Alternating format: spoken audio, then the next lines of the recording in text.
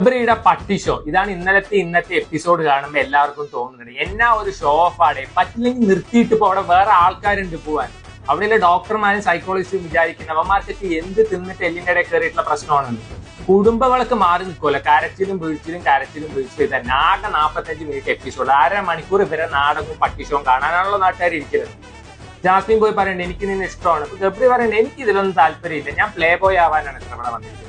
അവളുടെ കണ്ണിൽ എനിക്ക് പ്രണയം കാണാത്ത. അതെങ്ങനെ കണ്ണിൽ ഇങ്ങനെ എഴുതി കാണിക്കും, display I love you Gabri, I love you Gabri. കണ്ണിലോ മൂട്ടിലോ എവിടെ നീ പ്രണയം കാണുക? ഇതൊക്കെ എന്തിനാണ് നാട്ടുകാരത്ത് വിളിച്ച് പറഞ്ഞിട്ട് അവരുടെ ഉയരെടുക്കുന്നത്?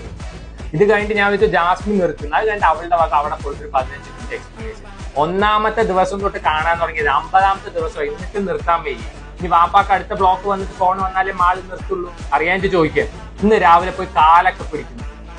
ഒരാളുടെ അഭിമാനം വിട്ടിട്ട് അവിടെ നിൽക്കുന്നേക്കാളും വേറെ നിനക്ക് പോയിട്ട് ബ്യൂട്ടി വ്ലോഗ് എടുത്ത് ജീവിക്കുന്നതല്ലേ. അറിയാൻ